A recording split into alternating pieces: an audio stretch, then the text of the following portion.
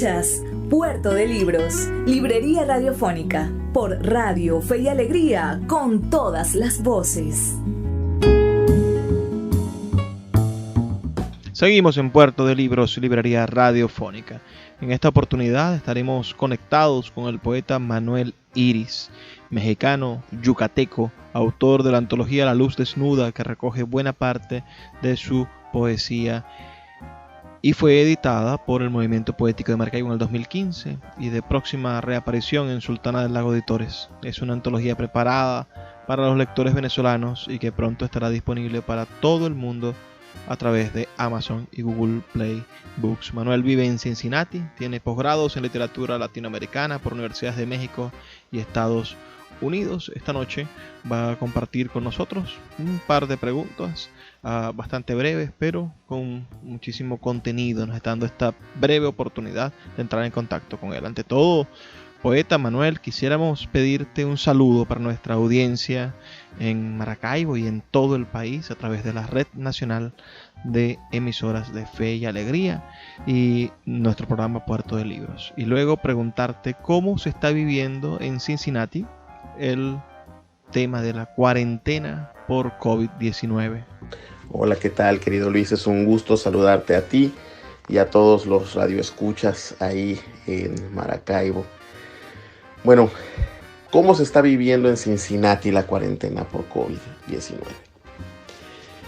Debo decirte que en Estados Unidos esta es una situación muy extraña porque en estados como donde yo vivo, en el estado de Ohio, el gobernador ha sido muy cauto y muy cuidadoso y esa curva de la cual tanto se habla efectivamente se ha aplanado en el estado. Pero a nivel nacional, la administración presidencial ha sido desastrosa y el manejo del problema ha sido terrible. Entonces, lo que hay en Estados Unidos es gente esperando que alguien los proteja de su propio presidente, ¿no? En muchos sentidos. Entonces, el encierro, que eso ha sido, al menos en mi caso, ha sido prácticamente total. Yo soy maestro y he pasado todas mis clases online.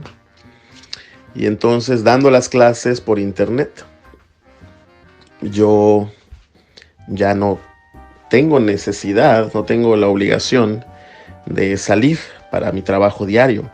Salgo, por supuesto, a hacer algunas compras, a cosas para las que es imprescindible salir, pero he llevado 2 y hasta 3 semanas sin salir de mi casa, lo cual ha resultado en diferentes cosas, ¿no? En momentos de tristeza, en otros de alegría, porque pues aquí estoy con mi hija que tiene 2 años, con mi esposa, con mis libros, y bueno, he podido dedicar cierto tiempo a hacer cosas que de otra manera no haría, pero también ahora que todo es global, también existe esa tristeza, ¿no? Por lo que pasará con la gente que uno quiere. Tengo amigos que han sido infectados con este virus, tengo amigos de amigos que han sido infectados, familiares, etc. Mi esposa misma es enfermera y ella va a su trabajo, donde ya hay casos, bastantes además, de enfermeros como ella que han sido ya contagiados, ¿no? Entonces, esto se siente cerca y el encierro se siente muy necesario. Entonces es una combinación de incertidumbre y pues de especulación, ¿no? Ahora nos queda preguntarnos qué va a pasar, cómo será el mundo cuando eso termine. Responderte cómo se vive esto en Cincinnati es difícil también porque, como en cualquier lugar del mundo, diferentes personas con diferentes circunstancias están viviendo esto de una manera distinta. Yo tengo la suerte de estar tranquilo en mi casa. No todos la tienen. Poeta, pienso en un comentario que hacías hace unos años sobre el papel de ser docente en otro idioma diferente al de tu lengua materna. Hablabas de la manera en que redescubrías a Borges en una traducción al inglés. Sabemos que la lengua es un cuerpo flexible, elástico, que siempre nos sorprende por su manera de cambiar y estirarse para decir sin necesidad de romperse. ¿Cómo crees que ha influenciado en tu lenguaje poético y en tu vivir en los Estados Unidos, en la poesía que haces? ¿Y crees que eres un poeta mexicano en Estados Unidos o un poeta estadounidense de origen latino? Todo esto pensando que ya el español es la tercera lengua más hablada en ese crisol de identidades que es los Estados Unidos. Bueno, por supuesto que la obra de un autor cambia a lo largo del tiempo, porque el mismo autor, porque cualquier ser humano cambia a lo largo del tiempo, pero también no puedo negar, querido Luis, que mi experiencia de extranjería ha cambiado la manera en la que percibo la literatura, la manera en que me percibo a mí mismo, la manera en que percibo mi idioma.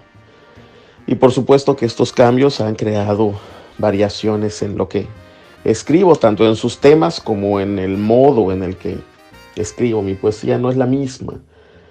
Y mi lectura, mi escritura, yo no soy el mismo en ninguno de los aspectos, ¿no? Ahora leo en inglés, tanto como leo en español, lo cual hace que mi relación con la lengua inglesa y relación con mi propia lengua no sea la misma.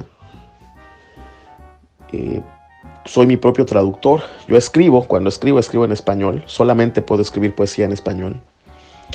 Pero soy mi propio traductor al inglés, y cuando me estoy traduciendo, a veces me gusta más lo que está pasando en cierto verso, o con cierta palabra, o con cierta resolución en la versión en inglés, y voy y cambio el original, de modo que lo que antes era un proceso de traducción se ha convertido en parte de la edición y corrección del texto, ¿no?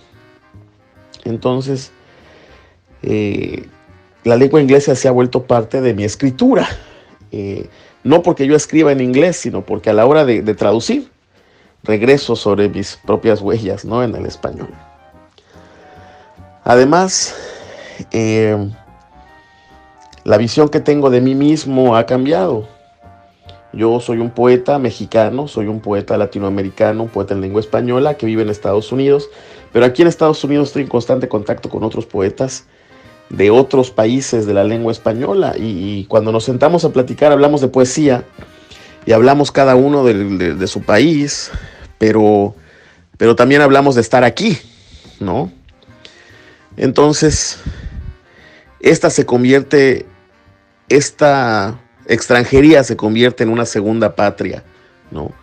Yo escribo como poeta mexicano, pero también escribo como poeta hispano radicado en Estados Unidos, y en eso soy compatriota de un panameño que vive acá, y de un venezolano que vive acá, y de un cubano que vive acá, porque todos estamos acá y todos estamos extrañando lo que hay allá. Entonces yo creo que esta es creo que la extranjería es una patria por sí misma, y nos hace pensar en la existencia, en nosotros mismos, en el idioma, en la literatura misma, de otro modo, que no es necesariamente nuevo. Esto ha sucedido desde que la literatura existe, el viaje existe, y esta sensación de estar escribiendo desde todas partes sin ninguna, esta sensación de que uno le pertenece a la lengua y a la literatura misma, y de que las fronteras pueden ser más o menos artificiales,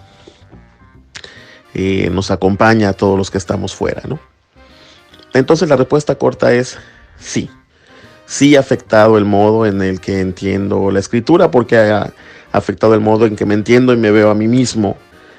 Y no soy un escritor americano de procedencia mexicana.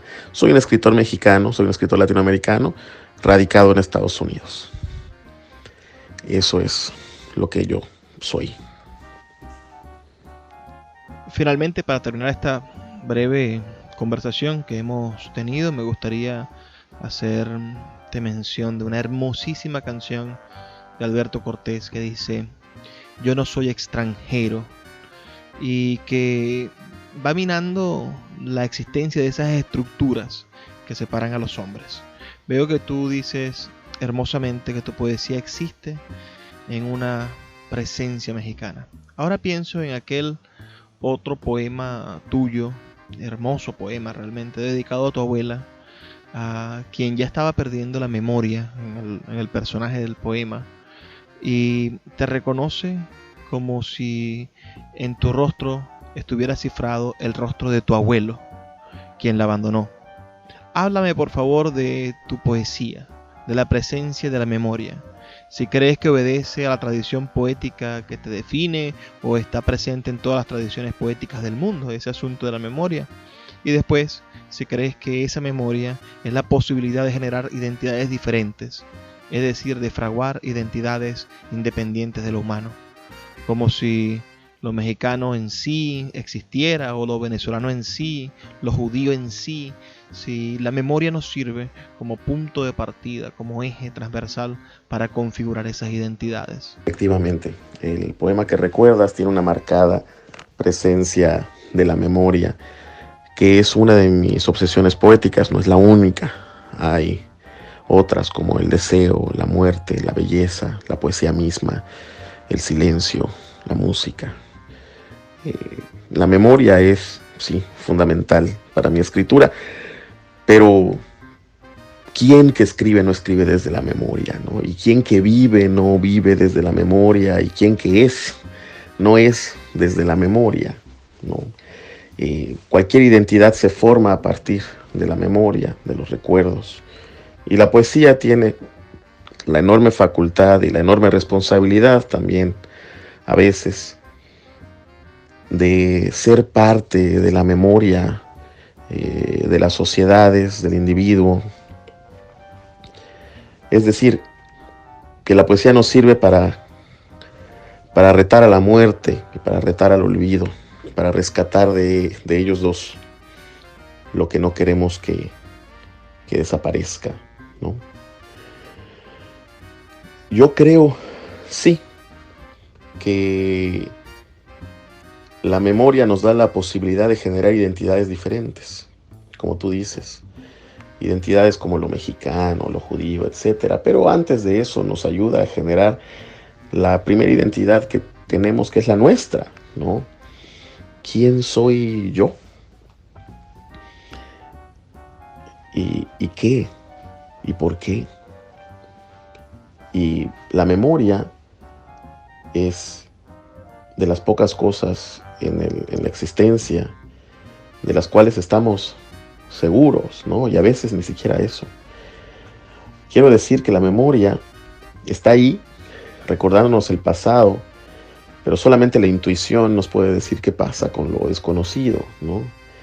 Y en ese espacio entre lo conocido y lo por conocerse, entre lo que se sabe y lo que se intuye, es que se escriben los poemas. Yo no soy un cronista, yo soy un poeta, y por lo tanto me acerco más a lo desconocido, al misterio, que a las certidumbres. Por supuesto, la poesía surge de una sola certidumbre, que es la certidumbre de sí misma, ¿no? En silencio. Y bueno, yo creo que la memoria está allí, siempre, como pretexto, como fuente, como destino. Quiero agradecer al poeta Manuel Iris por el breve tiempo que nos ha ofrecido y por la manera en la cual ha respondido con tanta sabiduría, con tanta profundidad poética. Y a ustedes, quienes nos escuchan, por favor, los invito a seguir a Manuel Iris en sus redes sociales, a buscar sus libros, a leerlos. Pronto estará ya disponible en Google Play Books su antología. Y también a que nos envíen sus ideas, sus comentarios al 0424-672-3597, 0424-672-3597, o a nuestras redes sociales @Librería Radio en Twitter y en Instagram. Vamos a hacer una breve pausa de 2 minutos y ya volvemos con más de Puerto de Libros, librería radiofónica. Puerto de Libros, librería radiofónica, tu canal diario para encontrar nuevos libros. Con el poeta Luis Peroso Cervantes. Síguenos en @Librería Radio.